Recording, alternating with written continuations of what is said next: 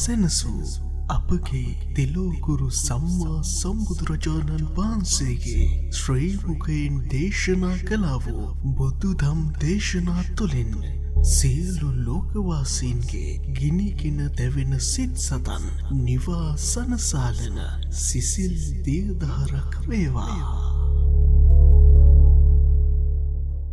ස්පර්ශය කියන එක හරි වැදගත් මිනිස්සුන්ට. ඇත්ත දැන් හිතයි මේ හාමුදුරුවෝ කියන බණවල හැටියට අපේ බැඳීම් වැඩි වෙනවනේ කියලා. වැඩි වෙන්න ඕන. අපේ බැඳීම් වැඩි වෙන්නේ නැත්නම් කාගේ බැඳීම් වැඩි වෙන්නද?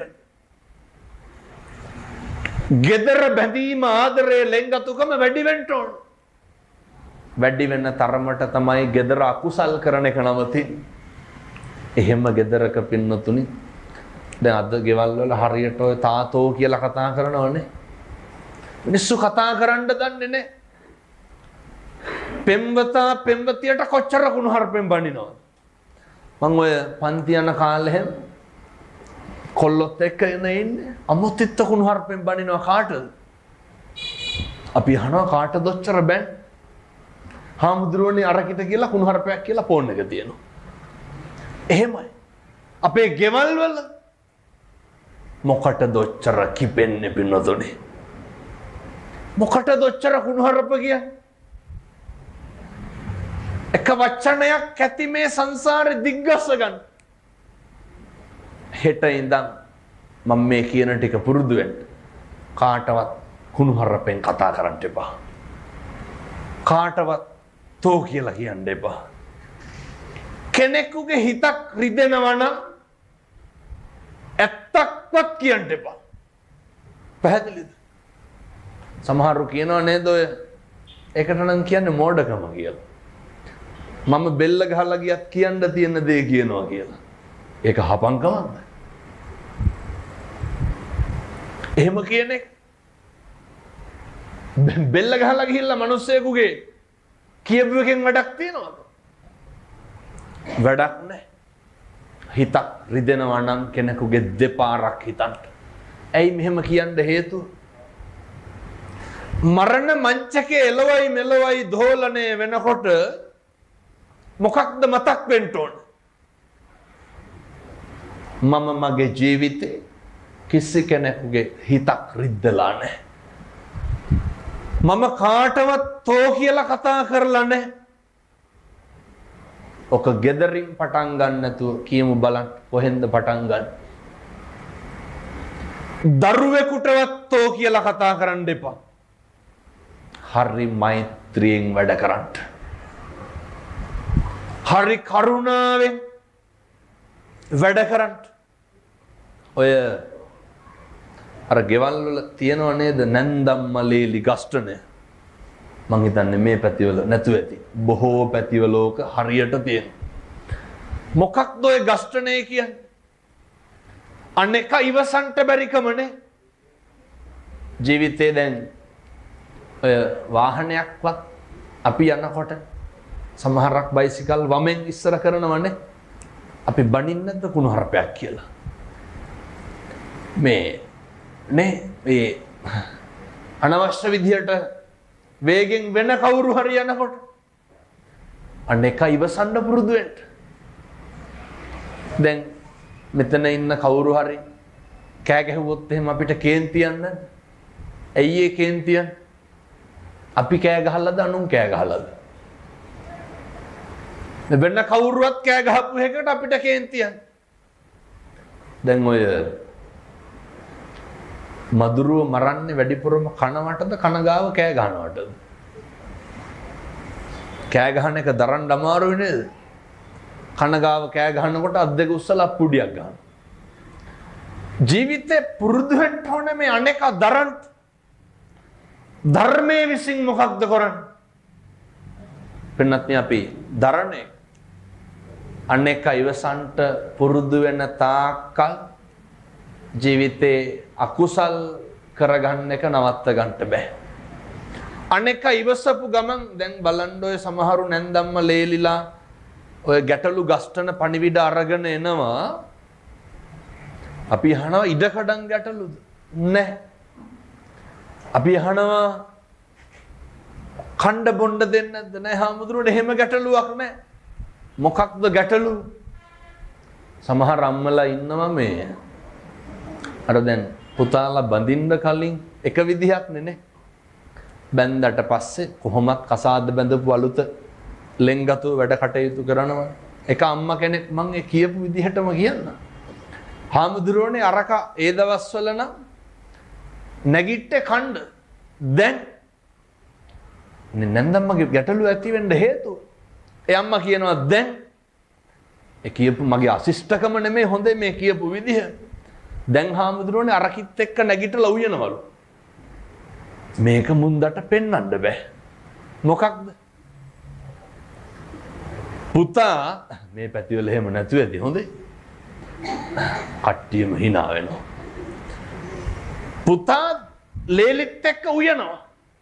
ඕක හැමදාම උයන්නේ නෑ. බඳපු අලුතනේ ඕක කරන්නේ. ඒක අරම්මට පේන්න බෑ.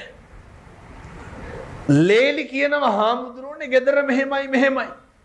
හැබැයි බුදුහාමුදුරුවෝ උගන්වපු විදිහට මං කිව්ව කරන්න කොහොමද? අසත්පුරුෂකම දක්වන එක දැන් ඔය මං ඒක නොකිය ඉන්නම් එතකොට මට ඔය ඇත්තන්ගෙන් තේරුණා hina වෙනකොට හැම ගෙදරකම මේක තියනවා වාගේ. එතකොට හිතනවා මේ අපේ ගෙදර ගැන වගේ කියලා. කවුරු හරි ඔය ඉල්ල ගන්න මිනිස්සෙකුට රුපියල් 5ක් දීපුවම මිනිස්සයාගේ මූණ ඇඹුල් වෙන්නේ නැද්ද? සමහරු මේ බැනලා විසික්කනවනේ. එතකොට අපි මොකද්ද කියන්නේ? දුන්නට වඩා හොඳයි එහෙම කියනවනේ. ඒක විසික්කන එක කාගේ වැඩක්ද? ඒක අර මිනිස්සයාගේ වැඩක් නේ. එහෙමනේ. දෙන දීපු එක කාගේ වැඩක්ද? දීලා හිත හදාගන්න. අපිට පුළුවන් දණෙක් මිනිස්සු හදන්න. හැබැයි අපිට එකක් පුළුවන් මොකක්ද? අපිට පුළුවන් අපිව පාලනය කරන්න. අපිට පුළුවන් අපිට අනෙකට සත්පුරුෂයෙක් වෙන්න.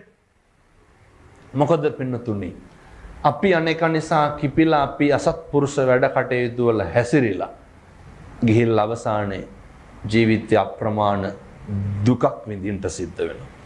අර ඔය මමත් එක්ක ඉන්දියාවේ හිටපු කාම්බෝජේ පොඩි හාමුදුරු කෙනෙක් මට කියනවා එයාලගේ දායක මහත්තයෙක් හිටියලු තද බල හිස රදයක් ඇවිල්ලා.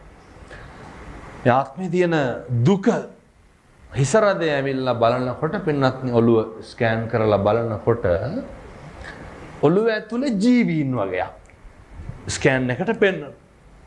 වෛද්‍යරුන් නිර්දේශය තමයි ඔලු කට්ට ගලවන්න ඕනේ.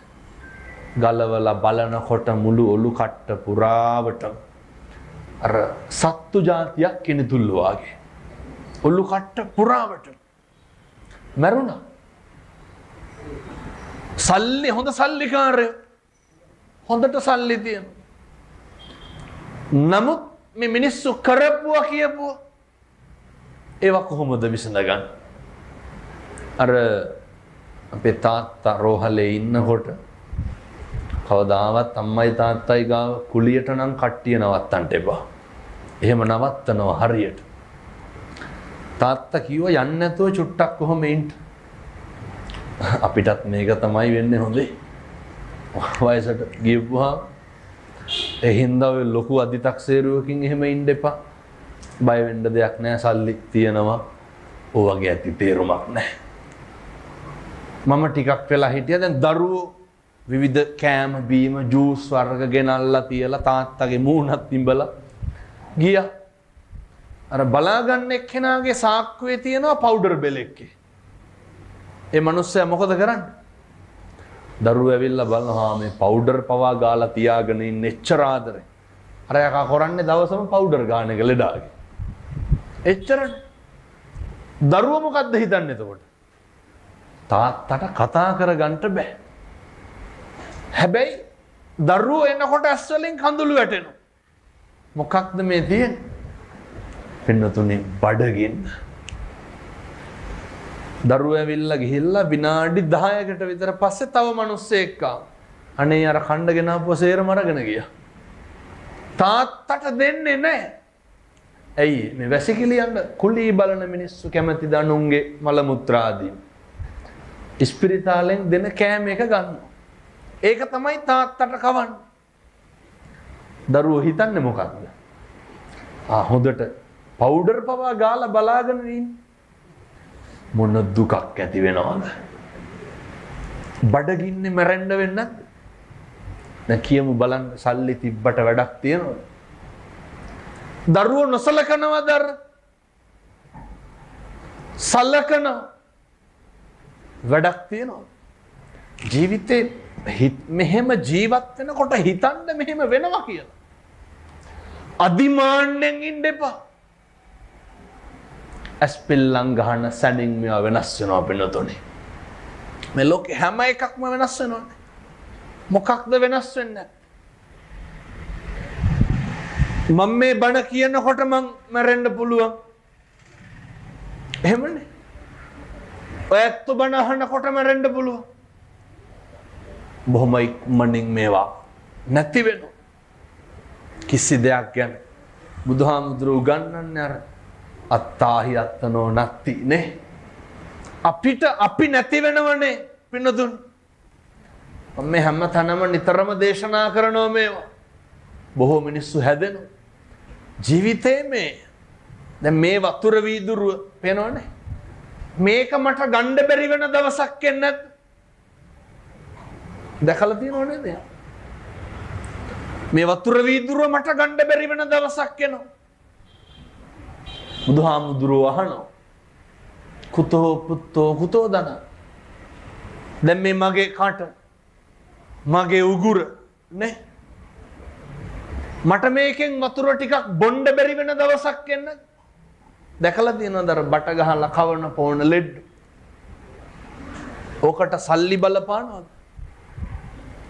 දරුවෝ හිටියද නැතාද සලකනවද නැද්ද කියන එක බලපානවද?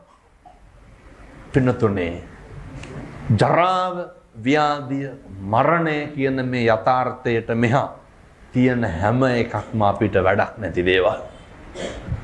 දවසින් දවස පුරුදු වෙන්න. හෙට ඉඳන් කරන්න. මම දවසින් දවස මොකේටද මේ යන්නේ? මැරෙන්න නෙමෙයි. පැහැදිලිද මම මේ කියන්නේ? දවසින් දවස ජරාවට නෙමෙයිද යන්නේ? දවසින් දවස ව්‍යාධියට නෙමෙයිද යන්නේ? මොකක්ද මේකේ පිරිමහ ගන්න තියෙන වෛරය? කියමු බලන්න. මේකේ තියෙනවද කාත් එක්කවත් පිරිමහන්න එදිරිවාදිකම? මැරෙන්න කලින් හොඳට කතා බහ කරලා ඉන්න. මිනිස්සුත් එක්ක හරි හොඳට ජීවත් වෙන්න.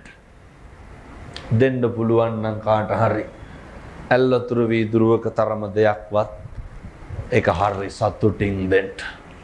දැන් මේ මම දැන් මේ අපේ නෝන මහත්තුරු මේ මම මේ එනකන් දන්නේ නේ කළුද්ද සුදුද කියලාවත් නේ. මේ බොහොම කියපු සැනින් ඒ දවස නිදහස් නම් මට මේ කියවරලා තව බණක් කියන්න කිව්වොත් මම ඒත් කියනවා. ඇයි හේතුව සංසාරේ කවදානම් ආයේ මං මිනිස්සෙක් වෙලා උපදින්නද? මිනිස්සු වෙලා උපදින එක නෙමේ තියෙන අරුමේ. කවදා මම මෙහෙම අංග සම්පූර්ණව උපදින්නද? ඒකත් නෙමේ තියෙන අරුමේ. සංසාරේ කවදානම් මට ආයේ මහාන වෙන්න හම්බෙයිද? එහෙම හම්බෙන්නේ නැහැ. මහාන වුණත් කවදානම් මට ආයේ බණ කියන්න හම්බෙයිද? බණ කියන එකත් නෙමේ තියෙන ප්‍රශ්නේනේ. මිනිස්සු බොහොම කැමැත්තෙන් හාමුදුරුවනේ වඩින්න කියලා එහෙම ආරාධනා කරන භික්ෂුවක් වෙන්න හම්බෙයි. ඉතින් මං කරන්න ඕන මේ හම්බුණු එකෙන් මේක කරන එක. දැන් ඇත්තෝ හිතනවත් ඇතිනේ මේ ඈත ඉඳන් ආව වෙන ගානක් එහෙම ගන්නව ඇති කියලා. මේ කවදාවත් මේ පැවිදි ජීවිතේ මේකට මෙච්චරයි කියලා මතු සසරකටවත් මට එහෙම හිතෙන්න එපා කියලා මම පතනවා. මෙතන මිනිස්සු 10ක් හිටියා. එක්කෙනෙක් හිටියා. හරි උමනාවෙන්, හරි අනුකම්පාවෙන්, හරි ගෞරවයෙන් නිකවරට ඉඳන් නේ කිලෝමීටර 350ක් විතර. සේරම යන්න 650ක් 700ක් තියෙනවා. දැන් යනකොට පාන්දර 2-3 විතර වෙයි. ආයෙ මම හෙට උදේ 6ට නැගිටලා පිරිවෙනට යන්න ඕන. ආයේ කිවරලා 12:00ට හෙට බණත් කොහේ හරි දුරක තියෙන්නේ මම හිතන්නේ. කළුතර පැත්තේ හරි කොහේ ආයෙන්ට ඕන. අප්‍රමාණ කැපවීමකින් මේ කටයුත්ත කරන්නේ ඇයි? මිනිස්සු හැදෙන්න ඕනේ. මේ කියන එකක් හරි අහගෙන ඉඳලා කරන එක වරද්දක් හරි වලකිනවන ගෙදර තුල සතුටෙන් සමගියෙන් ඉන්නවන හැල්මේ දුවන මේ ජීවිතේ નિසරු බව තේරුම් ගන්නවන මොකටද අපි මේ කරන්නේ කියලා හිතනවන අඩුම මමත් ලෙඩ වෙනවා කියලා හරි තේරුම් ගන්නවන වෙන අකුසල් අඩු වෙනවා. අපිට දවසක් එනවා පින්නතුනේ අර දැකලා තියෙනවද අපි දැන් අකම හරි පිළිකුල් නේද ඔය මල මුත්‍රා දකින්න කරන්න හරි අපිරියයි. දැකලා තියෙනවද අර බඩේ පැකට් එක එල්ලගෙන එහෙම ඉන්නවනේ මල පැකට් එක බඩේ එල්ලගෙන ඉන්න. ඔක අපිට වෙන්නේ නැද්ද? කවුද දන් මේක එල්ලගෙන ඉන්න වෙනවා. කොච්චර අපිරියාවක්ද?